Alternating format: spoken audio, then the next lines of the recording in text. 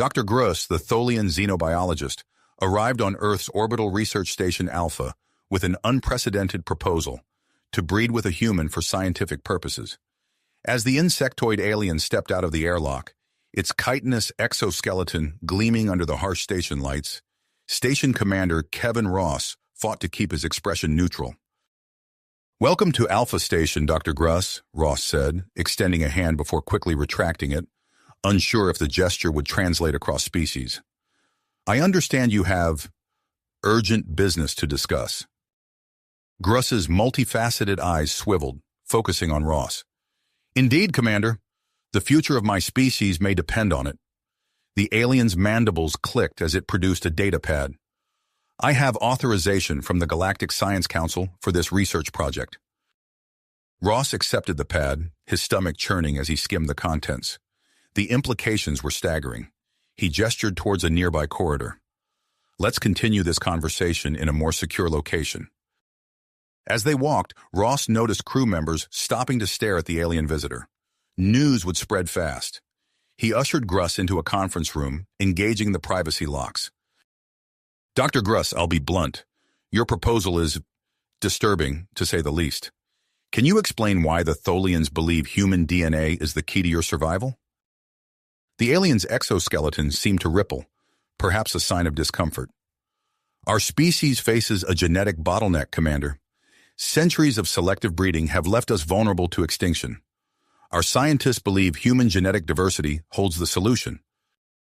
Ross nodded slowly, his mind racing. This was far beyond his pay grade. "I need to contact Earth. The United Nations Space Command will have to weigh in on this." As Ross made the call, he could already imagine the chaos unfolding planetside.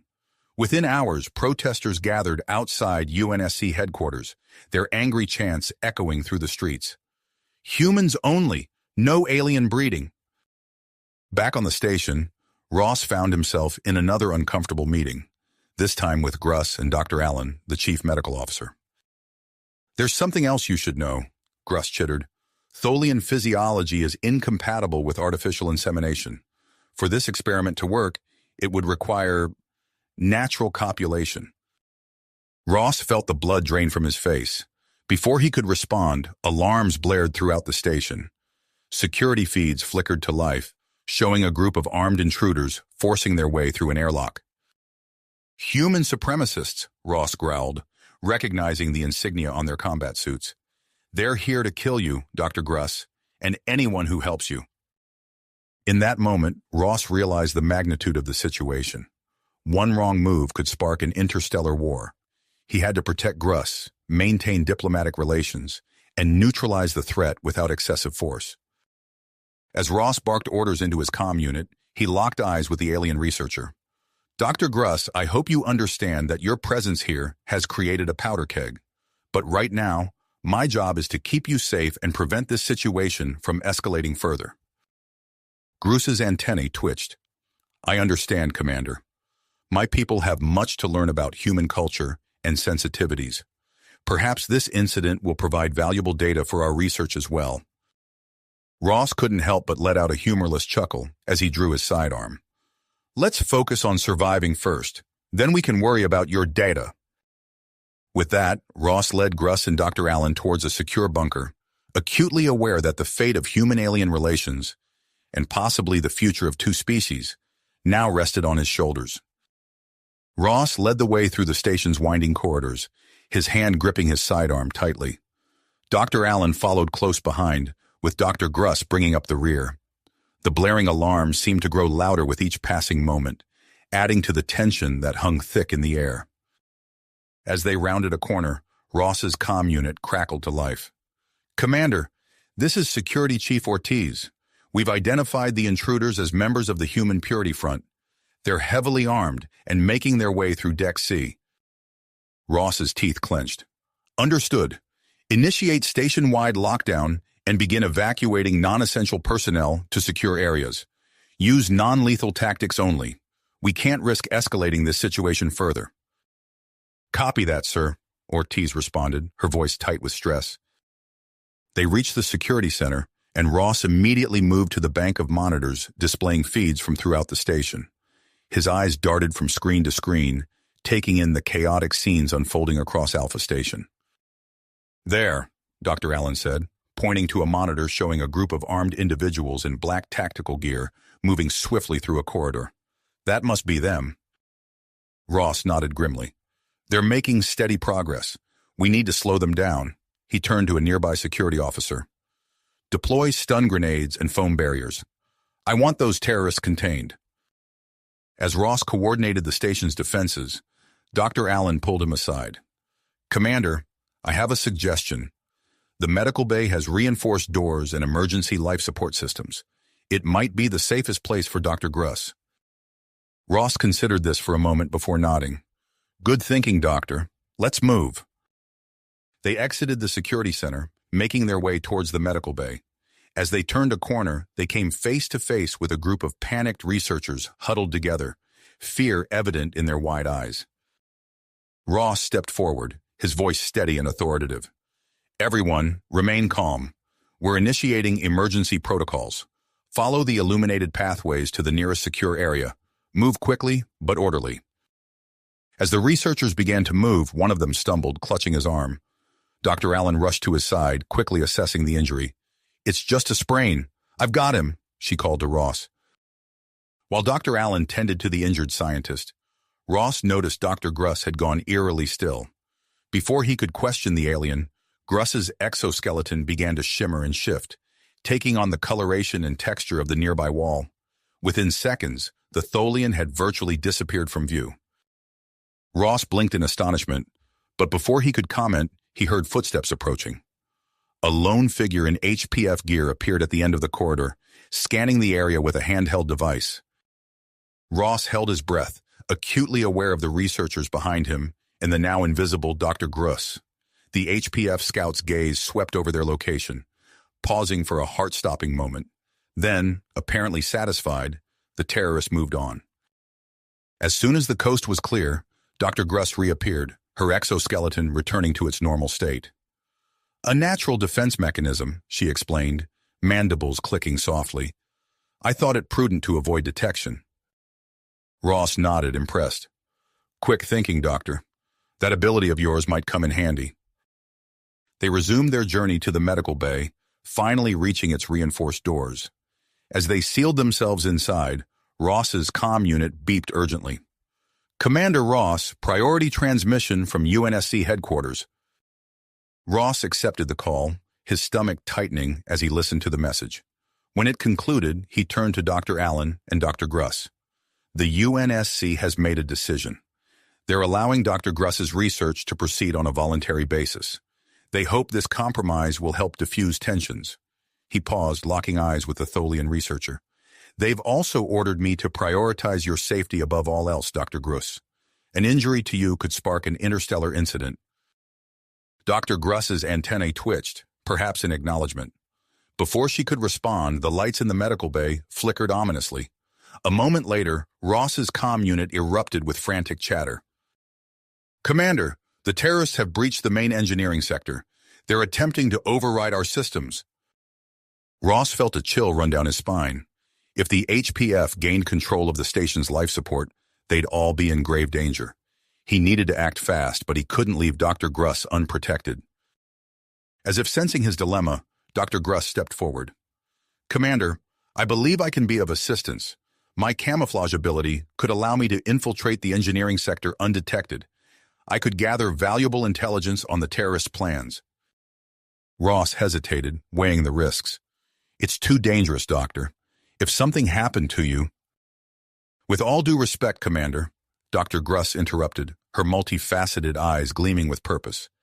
"The danger to this station and its inhabitants is far greater if we do nothing. I am willing to take this risk." Dr. Allen, who had been listening intently, spoke up. "We could equip Dr. Gruss with a miniature camera and communication device. That way, we can monitor her progress and maintain contact." Ross considered their options, knowing that time was running out. As he opened his mouth to respond, another alarm blared through the station.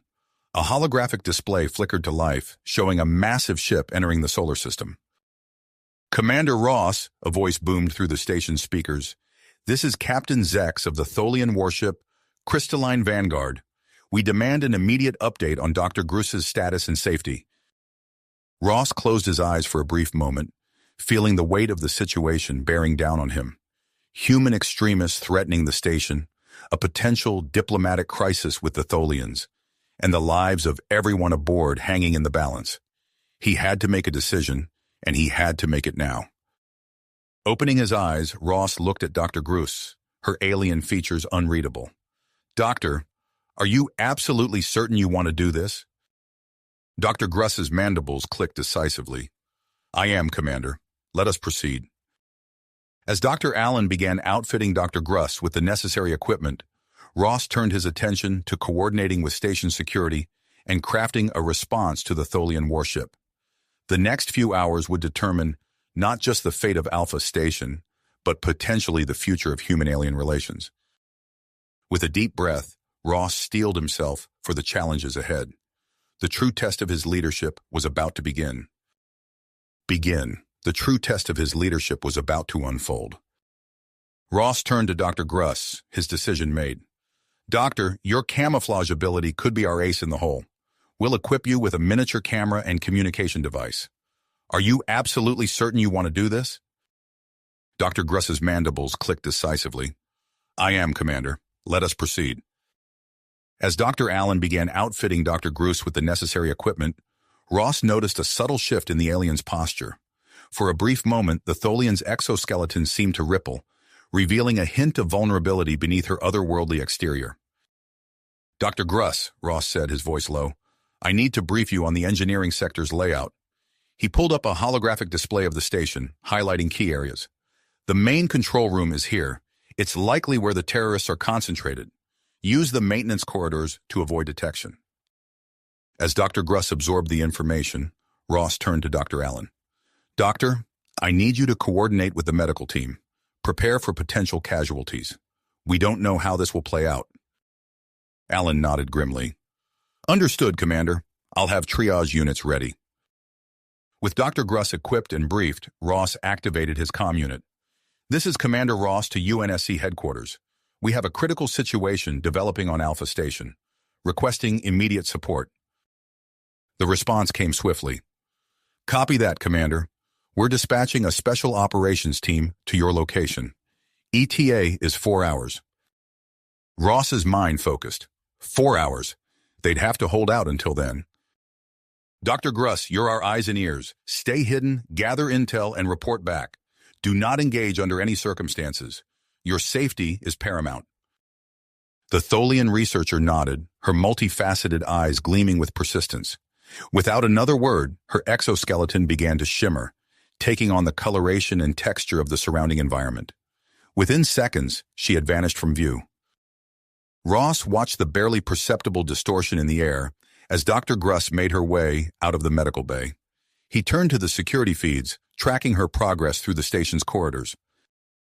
As Dr. Gruss approached the engineering sector, Ross's comm unit crackled to life.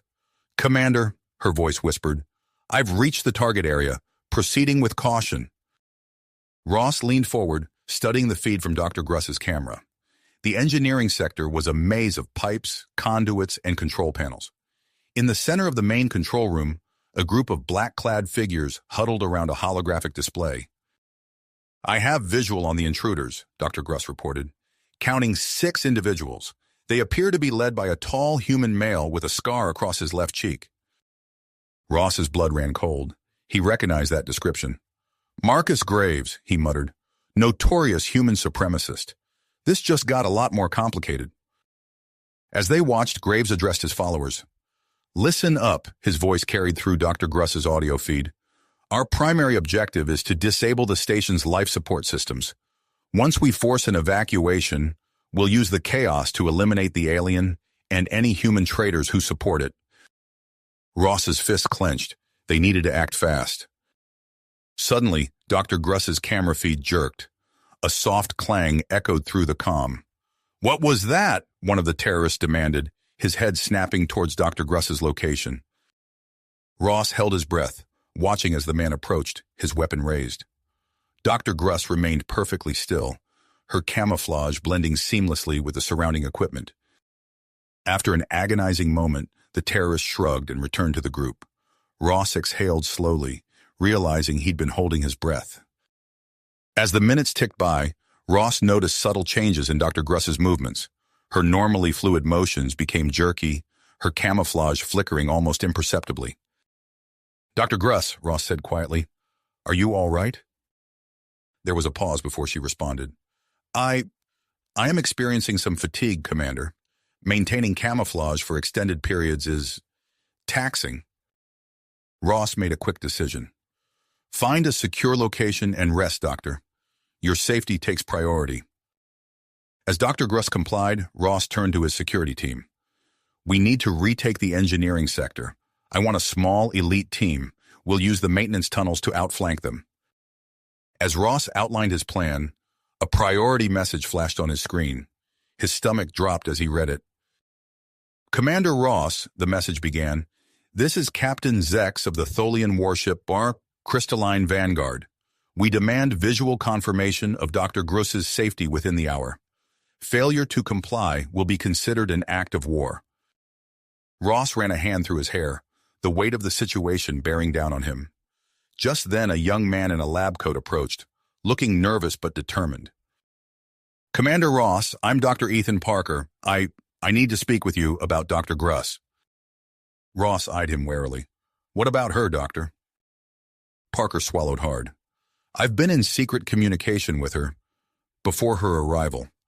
I volunteered to participate in her breeding experiment." Ross stared at him, momentarily speechless. The situation had just become exponentially more complex. Before he could respond, alarms blared throughout the station. "Warning," an automated voice announced. "Life support systems compromised in sectors 3 through 7. Oxygen levels dropping." Ross snapped into action. "Dr. Parker, we'll discuss this later. Right now, I need you to assist Dr. Allen with evacuation procedures." As Parker hurried off, Ross addressed his security team. "This is it, people. We move now." Leading his team into the maintenance tunnels, Ross's mind raced. He had to neutralize the terrorists, ensure Dr. Gruss's safety, manage a potential interstellar incident, and now deal with the implications of Parker's revelation. As they approached the engineering sector, Ross could hear the hum of machinery growing louder. He raised his hand, signaling his team to halt. Ahead, he could make out voices, Graves and his followers, no doubt. Ross took a deep breath, steeling himself for what was to come. The next few minutes would determine not just the fate of Alpha Station, but potentially the future of human-alien relations. With a nod to his team, he prepared to make his move. Ross led his team through the dimly lit maintenance tunnels, their footsteps echoing softly against the metal walls. The hum of machinery grew louder as they approached the engineering sector, setting Ross's nerves on edge. Suddenly, his comm unit crackled to life. "Commander Ross, this is Dr. Allen in medical. We have a situation." Ross halted, signaling his team to stop. "Go ahead, Doctor." "Dr. Gruss has returned. She's in a bad way, Commander. The prolonged use of her camouflage abilities has taken a severe toll on her physiology. We need to administer immediate medical attention." Ross's heart made. Before he could respond, another alarm blared through the station's speakers. "Warning. Oxygen levels in sectors 3 through 7 have reached critical levels. Immediate evacuation advised." The commander closed his eyes for a brief moment, his mind racing through the cascading crises. When he opened them, his gaze was steel. "Listen up," he addressed his team. "Johnson, take half the squad and assist with evacuations. The rest of you, with me. We're pushing forward to engineering." As the team split, Ross's comm unit lit up again. "Commander," Dr. Allen's voice was urgent. "Dr. Gruss's condition is deteriorating rapidly. We need to stabilize her before—" "Understood, Doctor," Ross cut in, his voice tight. "Do what you can. I'll be there as soon as possible." Ross and his reduced team pressed forward, their pace quickening. As they rounded the final corner, the entrance to the engineering sector loomed before them. Ross raised his hand, signaling a halt. "Non-lethal takedowns only," he whispered. "We need them alive for questioning." With a nod, Ross activated the door's emergency override. It hissed open, and chaos erupted. Blaster fire lit up the dim engineering bay, forcing Ross and his team to take cover behind bulky machinery. Through the flashes of light, Ross caught glimpses of black-clad figures darting between consoles. "Commander," one of his officers shouted over the din. 3 o'clock, behind the power coupling." Ross pivoted, his stun baton crackling with energy. A terrorist emerged, weapon raised. But Ross was faster. The baton connected with the attacker's chest, sending him crumpling to the ground in a heap of twitching limbs. As the firefight intensified, Ross caught movement from the corner of his eye. A tall figure with a scarred face was slipping away through a secondary access point. "Marcus Graves," Ross growled, recognizing the terrorist leader. He moved to pursue, but a fresh volley of blaster fire forced him back into cover.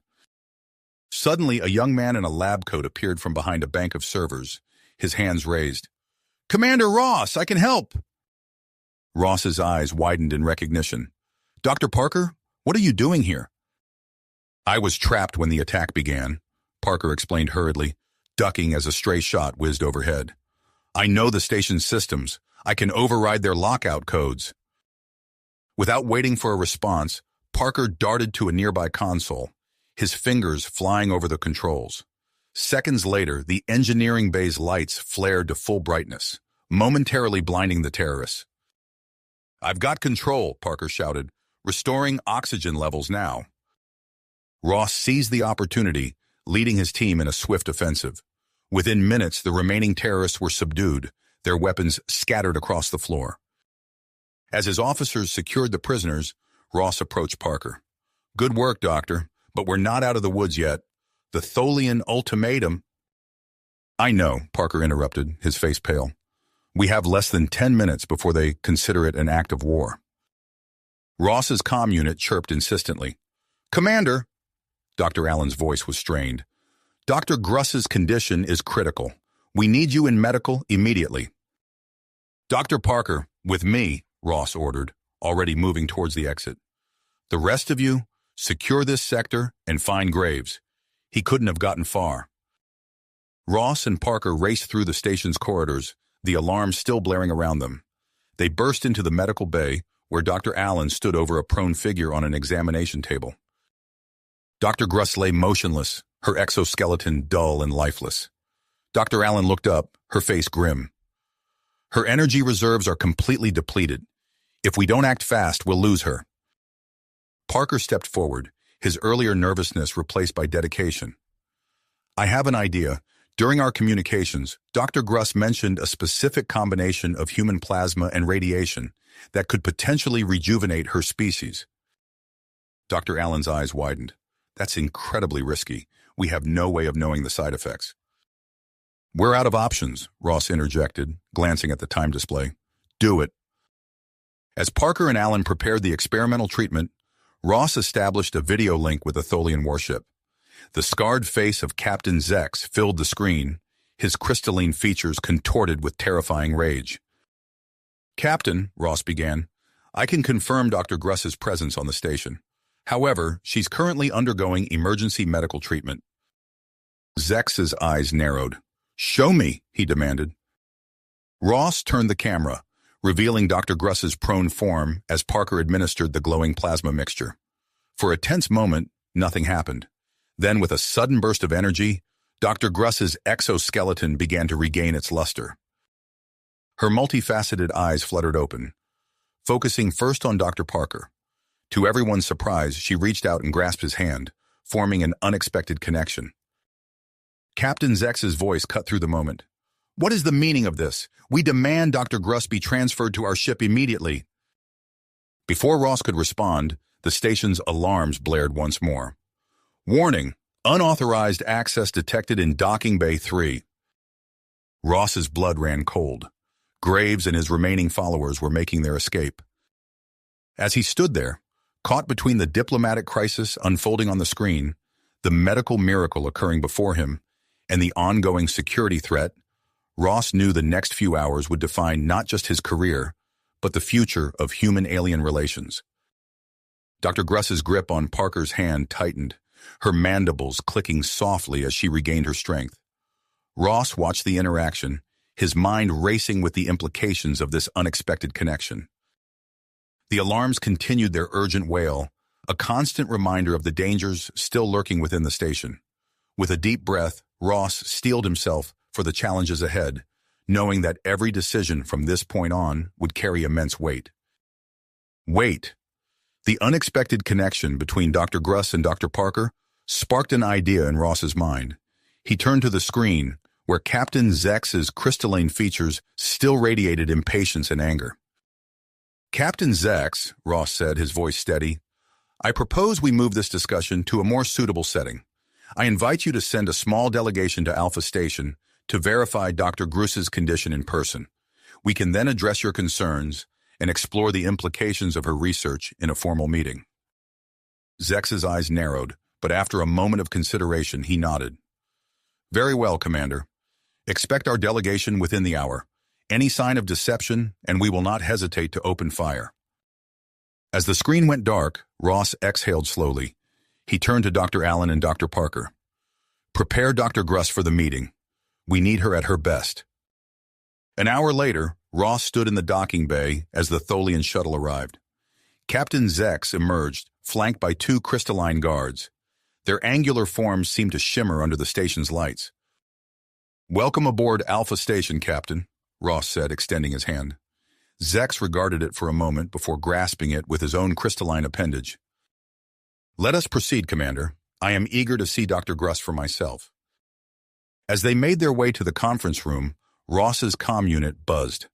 "Commander," a security officer reported, "we've apprehended 3 more members of the Human Purity Front, but Graves is still at large."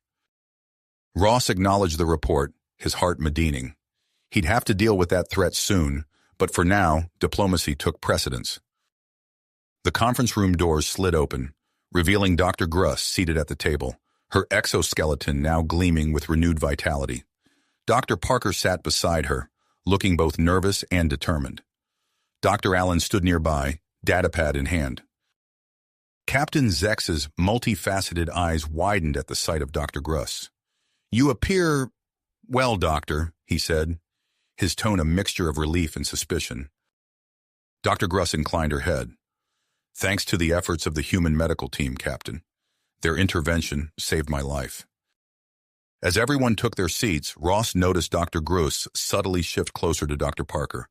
The young scientist seemed to draw confidence from her proximity. "Now," Ross began, "let's discuss Dr. Gruss's research proposal and its potential benefits for both our species." Dr. Gruss clicked her mandibles, a sound Ross had come to recognize as a sign of excitement. "As you know, Captain, our species faces genetic stagnation. My research proposes a solution through controlled breeding experiments with compatible species, namely humans." Captain Zex leaned forward, his crystalline structure catching the light. "And you believe this is viable?" Dr. Allen stepped in, her voice calm and clinical. "Our preliminary studies suggest a surprising level of genetic compatibility. With careful gene splicing and embryonic modifications, we believe it's possible to create viable hybrid offspring." The room fell silent as the implications sank in. Then Dr. Parker cleared his throat. I've volunteered to be the first human participant in the experiment." The announcement sent a ripple of murmurs through the room. Ross watched as emotions played across the faces of both humans and Tholians. Shock, curiosity, and in some cases, revulsion. Captain Zex's voice cut through the chatter. "This is unprecedented. The implications for both our species..." His words were cut short by a deafening alarm. Red emergency lights bathed the room in an ominous glow. Ross's comm unit crackled to life. "Commander, Graves has accessed the weapon systems. He's fired a warning shot at the Tholian ship." The room erupted into chaos. Captain Zex rose, his crystalline form seeming to vibrate with rage. "Is this your idea of diplomacy, Commander?" Ross raised his hands, his voice rising above the din. "Captain, please. This is the action of a desperate terrorist. I assure you, we will neutralize this threat immediately." He turned to his security team. "Initiate station-wide lockdown. All available personnel, converge on weapons control." As Ross barked orders, He noticed Dr. Gruss and Dr. Parker exchanging meaningful glances. Dr. Gruss stepped forward, her mandibles clicking rapidly. "Commander, I can help," she said. "My species possesses the ability to sense electromagnetic fluctuations. I can pinpoint Graves' exact location." Dr. Parker nodded, standing beside her. "And I know the station's layout better than anyone. Together, we stand the best chance of stopping Graves before he can do any more damage." Ross hesitated, weighing the risks. The station shuddered as another warning shot was fired. Captain Zex's guards raised their weapons, crystalline faces set in unyielding commitment. "All right," Ross decided, "but you'll need protection." He handed them each a non-lethal stun weapon. "Stay in constant communication. At the first sign of trouble, you pull back. Understood?" Dr. Gruss and Dr. Parker nodded in unison. As they left the room, Ross couldn't help but marvel at the sight. A Tholian scientist and a human doctor, united in purpose, potentially holding the fate of two species in their hands. Turning back to the agitated Tholian delegation, Ross steeled himself for the diplomatic challenge ahead. He had to keep the peace here, while Dr. Gruss and Dr. Parker hunted down Graves. The future of human-alien relations hung in the balance, and the next few hours would determine whether it would be defined by conflict or cooperation. As alarms continued to blare throughout the station, Ross began to speak, his words carefully chosen to prevent an interstellar incident. Meanwhile, in the corridors beyond, Dr. Gruss and Dr. Parker moved swiftly towards the armory, their unlikely partnership now the last line of defense against chaos and war. As alarms continued to blare throughout the station, Dr. Gruss and Dr. Parker moved swiftly through the corridors, their unlikely partnership now the last line of defense against chaos. The Tholian scientist's crystalline exoskeleton reflected the pulsing red emergency lights, while Dr. Parker's lab coat billowed behind him as they ran. "The armory is just ahead," Dr. Parker said, his breath coming in the short gasps. "But how can we be sure Graves is there?" Dr. Gruss's multifaceted eyes swiveled towards her human companion. "I can sense the electromagnetic disturbances caused by the weapon systems. They are strongest in that direction." As they approached the armory entrance, Dr. Gruss suddenly halted, raising a crystalline appendage. "Wait, I detect a single human life form inside, along with significant technological activity." Dr. Parker nodded, his face set with purpose. "That has to be Graves. We need a plan." The pair huddled close, their voices low as they formulated a strategy. Dr. Gruss's mandibles clicked softly as she outlined her ability to camouflage herself against the station's metallic surfaces. "I can enter undetected," she explained, "but we need a distraction to draw his attention away from the console." Dr. Parker ran a hand through his disheveled hair. "I can create a commotion at the entrance. It should give you enough time to get into position." With their roles decided, Dr. Gruss's exoskeleton began to shift, taking on the dull gray hue of the surrounding walls. She moved silently towards the armory entrance, her form barely visible in the dim emergency lighting. Dr. Parker took a deep breath, then stumbled loudly into view of the armory's entrance. "Help!" he shouted, his voice echoing down the corridor. "Is anyone there? The life support systems are failing in Section 4B. Inside the armory, Marcus Graves's head snapped up from the weapons console. His eyes narrowed as he saw the figure of Dr. Parker swaying in the doorway. "You!" Graves snarled, reaching for a nearby weapon. "How did you find me?" As Graves' attention focused on Dr. Parker, Dr. Gruss silently positioned herself behind the terrorist leader. In one swift motion, she reached out with her powerful crystalline arms, knocking the weapon from Graves' grasp. Graves let out a startled yell, whirling to face this new threat. Dr. Parker seized the opportunity, rushing forward to assist Dr. Gruss. Together, human and Tholian grappled with the struggling terrorist. "Let go of me, you alien-loving traitors!" Graves shouted, his face contorted with rage. Dr. Gruss's superior strength proved decisive. With a series of precise movements, she pinned Graves' arms behind his back, immobilizing him against the console. Dr. Parker quickly retrieved a set of restraints from a nearby storage locker. "It's over, Graves," he said as he secured the terrorist's wrists. "Your vendetta ends here." In the security center, Commander Ross watched the scene unfold on the monitors, a mixture of relief and pride washing over him. He immediately dispatched a security team to take Graves into custody and secure the armory. With the immediate threat neutralized, Ross turned his attention back to the diplomatic crisis at hand. He strode purposefully towards the conference room where Captain Zex and the Tholian delegation waited, tension thick in the air. As Ross entered, all eyes turned to him. Captain Zex's crystalline form seemed to vibrate with impossibly strong anger. "Commander," the Tholian captain's voice grated, "I demand an explanation for this outrage." Ross held up a hand, his voice calm and measured. "Captain Zex, I invite you and your delegation to witness something extraordinary. If you'll follow me to the security center, I believe it will address your concerns far better than any explanation I could offer." Curiosity. Overcoming their anger, the Tholians followed Ross to the security center. On the main screen, footage played of Dr. Gruss and Dr. Parker working in perfect synchronization to subdue Graves. Captain Zex's multifaceted eyes widened. "Is that Dr. Gruss?" Ross nodded.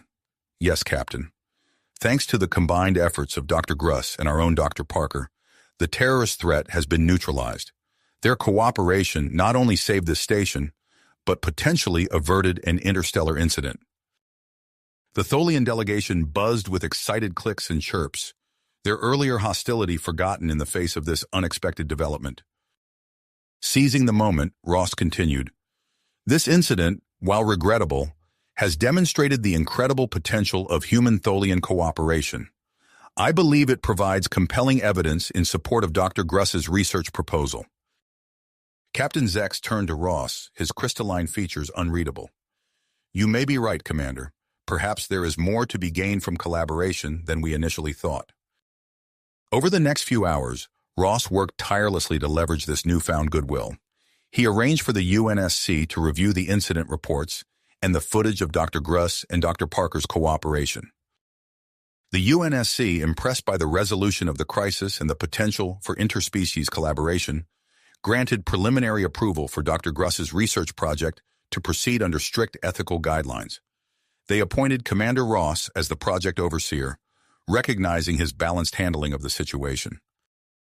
Dr. Allen, still catching her breath from the day's events, found herself tasked with developing comprehensive medical protocols for the interspecies breeding experiment. She dove into her new role with characteristic focus, her mind already racing with the possible challenges and solutions. As the station gradually returned to normal operations, Dr. Gruss and Dr. Parker found themselves at the center of attention. Their successful partnership had not only saved the station, but had also opened up new possibilities for human-Tholian relations. The two scientists began spending increasing amounts of time together, discussing the intricacies of their respective biologies. Their conversations often stretched late into the night cycle, covering topics ranging from cellular structure to evolutionary history. Dr. Parker found himself fascinated by the complex crystalline biology of the Tholians. "It's remarkable," he said one evening, examining a holographic model of Dr. Gruss's cellular structure. "Your species has developed such unique adaptations." Dr. Gruss's mandibles clicked in what Dr. Parker had come to recognize as amusement. "And humans are equally fascinating to us, Dr. Parker. Your adaptability and resilience are traits we hope to incorporate into our own genetic lineage." As they worked closely together, both Dr. Gruss and Dr. Parker began to notice subtle changes in their interactions. What had begun as a professional collaboration was evolving into something more complex, a bond that defied easy categorization.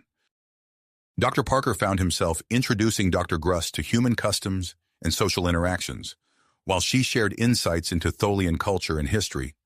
Despite their physical differences, they discovered unexpected commonalities in their approaches to science, their curiosity about the universe, and their commitment to breaking new ground in interspecies relations. As preparations for the experiment began in earnest, the atmosphere on Alpha Station remained charged with anticipation.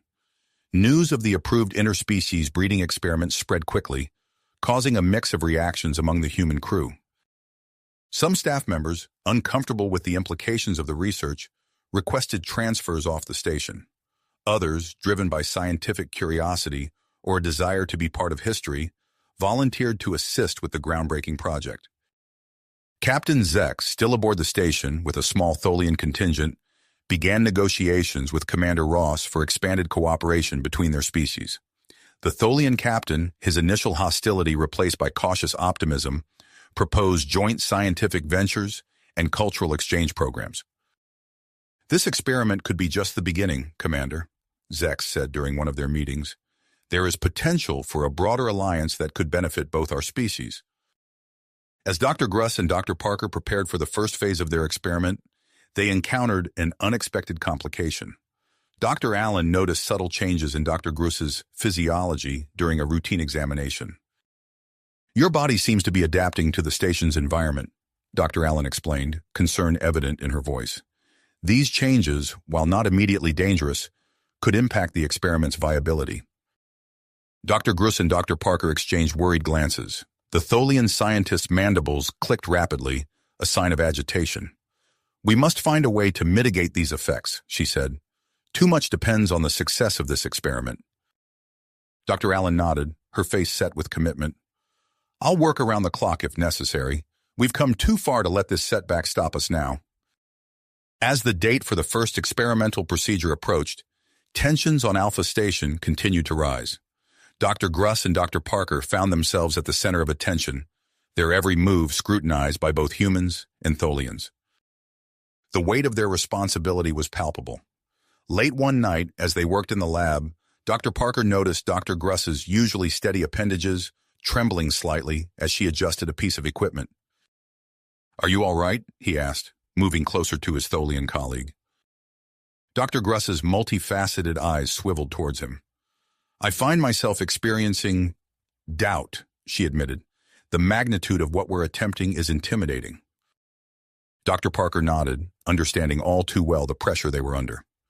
"I feel it too," he said softly. "But remember, we're in this together. Whatever happens, we face it as a team." Dr. Gruss's crystalline form seemed to relax slightly at his words. She reached out, her appendage gently touching Dr. Parker's hand in a gesture of gratitude. As they stood there, human and Tholian united in their shared purpose, the lab's equipment hummed softly around them. Outside the viewport, the vast expanse of space stretched endlessly, a silent witness to the unprecedented events unfolding on Alpha Station. The stage was set for a pivotal moment in human-alien relations. As Dr. Gruss and Dr. Parker continued their preparations, the outcome of their experiment stood poised to reshape the future of both species. Commander Ross, ever vigilant, stood ready to manage whatever came next, be it scientific breakthrough or diplomatic catastrophe. The station held its collective breath, waiting for the moment when theory would become reality, and the boundaries between species would be challenged in ways never before imagined. The lab hummed with activity as Dr. Gruss and Dr. Parker intensified their preparations for the groundbreaking experiment. Dr. Allen moved efficiently between workstations, her eyes darting from one readout to another as she oversaw the final calibrations of the specialized breeding equipment. Commander Ross's voice crackled over the intercom. "Security Detail Alpha, report to Research Lab 1. Maintain a perimeter and stay alert for any suspicious activity." Dr. Parker glanced up from his console, catching Dr. Gruss's multifaceted gaze. "Looks like the commander isn't taking any chances," he said, his tone a mix of relief and tension. Dr. Gruss's mandibles clicked softly. "A wise precaution. The human purity front may have been dealt a significant blow, but we cannot assume the threat has been completely neutralized." As they spoke, Dr. Allen approached, her brow furrowed with concern. "Dr. Gruss, I need to run another series of scans. Your latest test results show some unexpected developments." In the medical bay, Dr. Allen's fingers flew over the holographic display, parsing through the data from Dr. Gruss's most recent examination. "Your exoskeleton is showing signs of increased pliability, particularly in these regions," she explained, highlighting several areas on the 3D model. "And your sensory receptors appear to be adapting, becoming more responsive to tactile stimulation." Dr. Gruss extended one of her crystalline appendages, flexing it experimentally. "I have noticed increased sensitivity. Is this cause for concern?" Dr. Allen's expression was thoughtful. Not necessarily concern, but it certainly complicates things. These changes could be your body's attempt to increase compatibility with human physiology. We'll need to adjust our approach to account for these adaptations. As the day of the procedure dawned, Alpha Station buzzed with nervous energy. In the common areas, off-duty crew members huddled around view screens, their conversations a mix of excitement and apprehension. "Can you believe it's actually happening?" one young ensign whispered to her colleague. "Humans and Tholians. I mean, how would that even work?" Her companion shrugged, eyes glued to the newsfeed. "I guess we're about to find out." In a nearby observation room, Captain Zex and the Tholian delegation settled in, their crystalline forms reflecting the soft blue light of the specially installed environmental controls. Commander Ross stood in the security center, his posture rigid as he monitored multiple screens displaying different sections of the station. "All systems check out," a technician reported. "We're ready to proceed on your command, sir." Ross nodded, tapping his comm badge. "Dr. Parker, Dr. Gruss, you have a go. Good luck." The two scientists exchanged a final glance before entering the lab. The door hissed shut behind them, sealing them in the controlled environment. Dr. Parker moved to the main console, his fingers poised over the activation sequence. "Ready?" he asked, looking at Dr. Gruss. Before she could respond, the lights flickered and died. Emergency klaxons blared as the station plunged into darkness. "What's happening?" Dr. Parker's voice cut through the sudden chaos. In the security center, Ross barked orders. "Report! I want to know what caused this power failure, and I want to know now." A junior officer's voice rang out. "Sir, we're detecting signs of sabotage in the power distribution center. It looks like—" "Human purity front," Ross finished grimly. "Dispatch security teams immediately and get that power back online." In the darkened lab, Dr. Parker fumbled for his emergency light. As the beam cut through the darkness, he gasped. Dr. Gruss's form was emanating a soft, pulsating glow. "Dr. Gruss, you're glowing," he said, unable to mask his awe. The Tholian scientist examined her appendages, seeming equally surprised. "A bioluminescent response," she explained, her voice tinged with wonder. "It's a rarely triggered ability in my species, usually reserved for extreme environmental conditions." As they stood in the dim light of the lab, surrounded by the gentle radiance of Dr. Gruss's bioluminescence, an unexpected intimacy settled over them. Dr. Parker found himself captivated by the interplay of light across Dr. Gruss's crystalline form, seeing his colleague in a literally new light. "It's beautiful," he murmured, reaching out instinctively. Dr. Gruss's appendage met his hand halfway, the touch sending a small shiver through both of them. "The increased sensitivity," she said softly. "It's quite intense." The moment was broken as emergency power engaged, bathing the lab in a dim red glow. Dr. Allen's voice came over the comm system, urgent and concerned. "Dr. Parker? Dr. Gruss? Are you all right?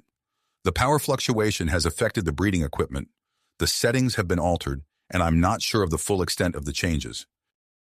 Dr. Parker rushed to the nearest console, his fingers flying over the controls. "How bad is it?" he asked, scanning the readouts with growing concern. "Bad enough that proceeding could lead to unpredictable results," Dr. Allen replied. "We need to decide whether to delay or move forward with these modified parameters." Before they could discuss further, Commander Ross's voice cut in. "We've apprehended the saboteur. It's Lisa Graves, Marcus's sister. She managed to send a transmission off station before we caught her." Captain Zex's grating voice joined the conversation. "Commander, our sensors have detected an approaching unidentified vessel. It may be responding to the transmission sent by the human saboteur." The tension in the air ratcheted up another notch as Ross processed this new information. "Captain Zex, what's your assessment of the situation?" "The vessel's approach, vector and speed suggest hostile intent," Zex replied. "Commander, I offer the support of our warship to defend your station if necessary." Ross's silence spoke volumes as he weighed the implications of accepting alien military aid. Finally, he spoke, his voice tight with controlled stress. "I appreciate the offer, Captain. Let me consult with my superiors before making a decision of that magnitude. In the lab, Dr. Gruss and Dr. Parker exchanged worried glances. The Tholian scientist's glow had dimmed but not disappeared entirely, casting a soft light over their concerned faces. "What do we do now?" Dr. Parker asked, his voice barely above a whisper. Dr. Gruss's mandibles clicked rapidly, a sign of deep thought. "We've come too far to turn back now," she said firmly. "Whatever happens, we face it together." As they steeled themselves for the decision ahead, the station remained on high alert. The approaching vessel loomed like a specter on the horizon, its intentions unknown. In the heart of Alpha Station, a small group of humans and aliens stood poised to make a choice that could alter the course of interspecies relations forever. The weight of their decision hung in the air, as heavy and tangible as the electricity that had so recently failed them. Whatever path they chose, there would be no turning back. Commander Ross's eyes sharp as he processed the flood of information. The approaching vessel, the sabotage attempt, and the compromised experiment all demanded immediate attention. He took a deep breath, steadying himself before making the call that would shape the future of human-Tholian relations. "Dr. Parker? Dr. Gruss," he said, his voice firm. "We're proceeding with the modified experiment. Dr. Allen, recalibrate the equipment as quickly as you can." In the lab, Dr. Parker and Dr. Gruss exchanged a look of mingled apprehension and persistence. Dr. Gruss's bioluminescence pulsed softly, casting an ethereal glow over the equipment. "Understood, Commander," Dr. Parker replied, his fingers already flying over the console. "We're ready." As the scientists prepared for the procedure, Commander Ross turned his attention to the looming threat. He opened a secure channel to Captain Zex's ship. "Captain, I accept your offer of support. Let's show these aggressors what our combined forces can do." Within minutes, a joint human-Tholian defense force deployed from the station and Zex's warship. The sight of the crystalline Tholian vessels flying in perfect formation with human fighters was a spectacle that would have been unthinkable mere weeks ago. Inside the lab, Dr. Allen's voice crackled over the intercom. "Recalibration complete. The parameters are unconventional but stable. You may begin when ready." Dr. Parker nodded to Dr. Gruss, who positioned herself in the center of the room. He joined her, standing close enough that he could feel the warmth radiating from her glowing form. "Initiating procedure," Dr. Parker announced, activating the final sequence. A low hum filled the air as the modified equipment came to life. Suddenly, a shimmering energy field enveloped both Dr. Parker and Dr. Gruss. Dr. Allen gasped as she watched the readings on her monitor spike erratically. "Neural activity off the charts," she reported. "Hormonal levels fluctuating rapidly. Are you both all right?" Dr. Parker opened his mouth to respond, but found himself overwhelmed by a rush of sensations. His skin tingled and his vision blurred. Beside him, Dr. Gruss's crystalline form seemed to ripple and shift.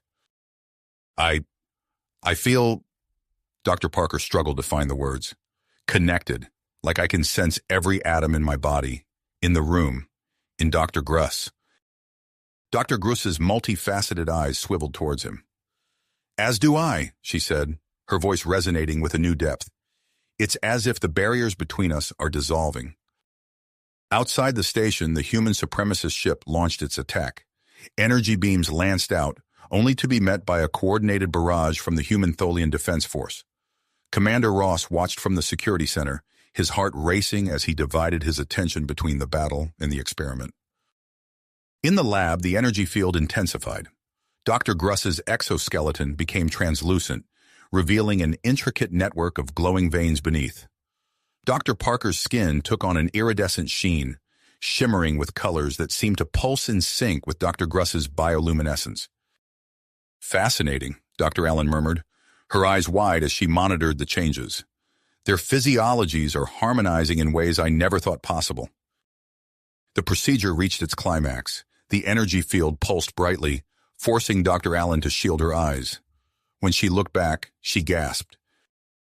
Dr. Parker and Dr. Gruss stood at the center of the dissipating field, transformed. Dr. Parker's skin retained a subtle iridescence, while Dr. Gruss's exoskeleton had taken on a more flexible, almost skin-like quality. Initial scans indicate, "My God," Dr. Allen breathed. "You've done it. Your genetic structures have partially merged. We're looking at a stable human-Tholian hybrid DNA strand in both of you." Before either could respond, Commander Ross's voice cut in. "The attack has been repelled. The human supremacist ship is standing down. What's your status?" Dr. Allen's voice trembled with excitement as she replied, "Commander, the experiment was a success, beyond our wildest expectations."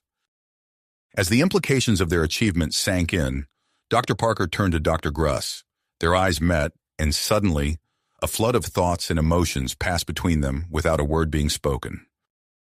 "We can communicate telepathically," Dr. Gruss said aloud, her mandibles clicking in what Dr. Parker now instinctively recognized as an expression of wonder. Dr. Parker nodded, equally amazed. "It's like I can feel your thoughts, your emotions. Is this how Tholians normally communicate?" "No," Dr. Gruss replied. "This is something entirely new." Over the next few days, as news of their success spread throughout the station and beyond, Dr. Parker and Dr. Gruss worked tirelessly with Dr. Allen to document and understand their changes. Their merged genetic structure had unlocked possibilities that neither species had dreamed of.